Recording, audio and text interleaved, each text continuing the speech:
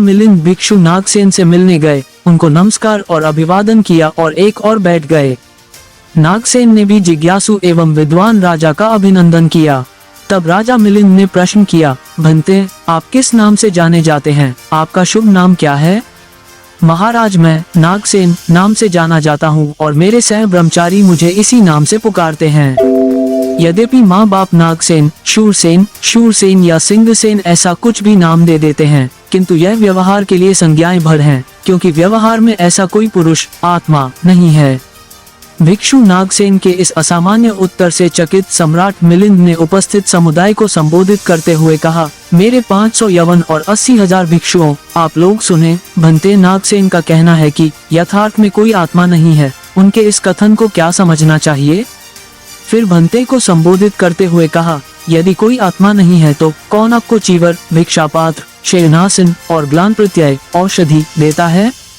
कौन उसका भोग करता है? कौन शील की रक्षा करता है? कौन ध्यान साधना का अभ्यास करता है? कौन आर्य मार्ग के फल निर्वाण का साक्षात्कार करता है? कौन प्राणातिपात, प्राणी हिंसा करता है? कौन अदतादान, चोरी करता है? कौन मिथ्या भोगों में अनुरक्त होता है? कौन मिथ्या भाषण करता है? कौन मद्य पीता है? कौन अंतराय कारक कर्मों को करता है? यदि ऐसी कोई बात है तो न पाप है और न पुण्य, न पाप और पुण्य कर्मों के कोई फल होते हैं।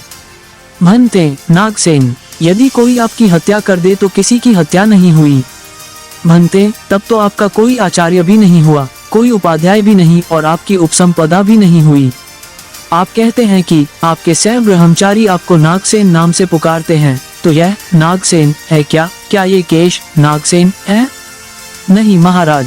ये रोए नागसेन है? नहीं महाराज। ये नाक, दांत, चमड़ा, मांस, स्नायु, हड्डी, मज्जा, वृक्क, हृदय, क्लोमक, तिल्ली, फुफ्फुस, आंत, पसली, पेट, मल, पित्त, पीप, रक्त, पसीना, मेद, आंसू, लार, नेटा, लसिका, दिमाग नागसेन है? नहीं महाराज। तब क्या आपका रूप नागसेन है? नहीं महाराज। तो क्या ये सब मिलकर पंच स्कंद नागसेन है? नहीं महाराज। तो इन रूपादि से भिन्न कोई नागसेन है? नहीं महाराज। भंते, मैं आपसे प्रश्न पूछते पूछते थक गया हूँ, किंतु नागसेन क्या है इसका पता नहीं लगा। तब क्या नागसेन केवल शब्द मात्र है? आखिर नागसेन है कौन? भंते, आप झूठ बोलते हैं कि नागसेन कोई नहीं है। अस्तु प्रश्न कर कर थके राजा मिलिंद से भिक्षु नागसेन ने पूर्ववत सौम्य स्वर में कहा, महाराज, आप सुकुमार युवक हैं। इस तपती दोपहर में गर्म बालू तथा कंकरों से भरी भूमि पर पैदल चलकर आने से आपके पैर दुखते होंगे, शरीर थक गया होगा, मन असहज होगा और शरीर में पीड़ा हो रही होगी। क्या आप पैदल चलकर यहाँ आए हैं या किसी सवारी पर? भंते, मैं पैदल नहीं बल्कि रथ पर आया हूँ महाराज। यदि आप रथ पर आए हैं तो मुझे बताएं कि आपका रथ कहाँ है। राजा मिलिंद ने रथ की ओर अंगुली निर्देश किया। तब भंते नागसेन ने पूछा, राजन, क्या ईशा दंड रथ है? नहीं भंते। क्या अक्ष रथ है? नहीं भंते। क्या चक्के रथ है? नहीं भंते। राजन, क्या रथ का पंजर रथ है? नहीं भंते। क्या रथ की रस्सियां रथ है? नहीं भंते। क्या लगाम रथ है? नहीं भंते। क्या चाबुक रथ है? नहीं भंते। राजन, क्या ईशादी सभी एक साथ रथ है? नहीं भंते। क्या ईशादी से परे कहीं रथ है? नहीं भंते। महाराज, मैं आपसे पूछते पूछते थक गया हूँ, किंतु ये पता नहीं लगा कि रथ कहाँ है। क्या रथ केवल शब्द मात्र है? अतः ये रथ है क्या? महाराज, आप झूठ बोलते हैं कि रथ नहीं है। महाराज, सारे जम्बूद्वीप में आप सबसे बड़े राजा हैं, भला किसके डर से आप झूठ बोलते हैं?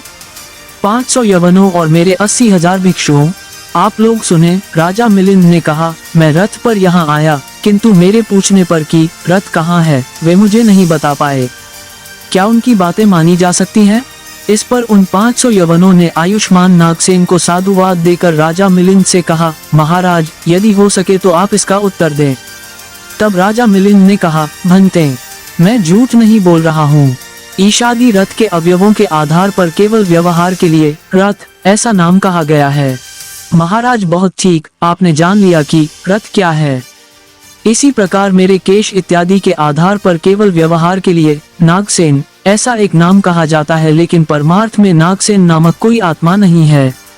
भिक्षुनी वज्रा ने भगवान बुद्ध के सामने कहा था, जैसे अवयवों के आधार पर रथ संज्ञा होती है उसी प्रकार स्कंधों के होने से सत्व समझा जाता है। भंते, आश्चर्य है, अद्भुत है। इस जटिल प्रश्न को आपने बड़ी खूबी से सुलझा लिया। विस्मय हर्षित राजा मिलिंद ने कहा, यदि इस समय भगवान बुद्ध भी यहाँ होते तो वे भी आपको साधुवाद देते। भंते नागसेन, आपको साधुवाद।